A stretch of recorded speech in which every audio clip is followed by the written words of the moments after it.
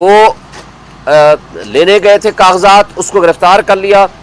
उमैर नियाजी के वालिद साहब अपने लिए और उमैर नियाजी साहब जो यहाँ मौजूद हैं, जो इन्हीं की पटिशन थी, ये पेपर लेने गए थे और कल 2 मरतबा उनसे स्नैच कर लिए गए, छीन लिए गए और पुलिस वाले उस पर मुलव्वस हैं। उनका नाम भी लिया है उमैर नियाजी साहब के वालिद साहब ने।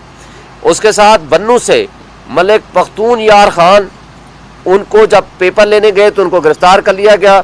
इसी तरह हाफिज फरहद से पेपर छीन लिए गए। इसी तरह हसन नियाजी के कागजात जमा कराने के लिए जेल अथॉरिटीज़ ने उसको सिग्नेचर कराने से इनकार कर दिया। इसी तरह सनम जावेद जो हमारी लेडी खातून जो 7 महीने से जेल में है, उसके वालिद साइन कराने गए हैं, उनको जेल अथॉरिटीज़ ने साइन कराने से इनकार कर दिया। इसी तरह ये भी खबर है कि मेजर ताहिर सादिक और उनकी फैमिली के मेंबरान, उनके तस्दीक कुनिंदा और तायीद कुनिंदा, उनको गिरफ्तार कर लिया गया। इस तरह शेख वकास झंग से उनके घर पे छापा मारा गया, उनके ऊपर चार दीवारी की पामाली की गई।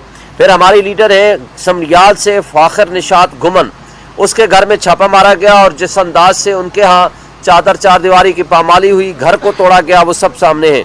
बिलाल उमर बोदला है देबालपुर से, उनके साथ इसी तरह की ज्यादती हुई है। बल्कि आज के अखबार में आप पढ़ लेंगे, इम्तियाज चौधरी साहब PP 68 से मंडी बहाउद्दीन से प्रॉबेबली, वो जब पेपर जमा कराने लेने गए नॉमिनेशन फॉर्म्स, उसको PTI का समझ के गिरफ्तार कर लिया गया। जब उसने कहा भाई मैं तो PTI का नहीं हूं, मैं तो पीपल्स पार्टी का हूं, फिर उसको छोड़ दिया गया। ये है तर्ज अमल। ये इस पे मुझे एक छोटा सा लतीफ़ा याद आ रहा है। एक ज़माने में कम्युनिस्टों के ख़िलाफ़ एक मूवमेंट चल रही थी, उनको गिरफ्तार कर ले थे।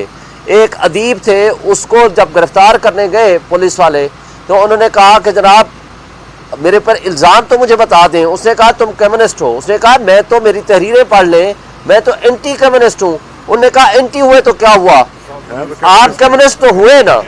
तो उन्होंने यही समझ के उन्होंने कहा कि PTI के नहीं हो, PP के हो, चलो P एक तो मुश्तरका है ना, लिहाजा गिरफ्तार कर लिया। ये तर्ज अमल हम इलेक्शन कमीशन को भी बता रहे हैं।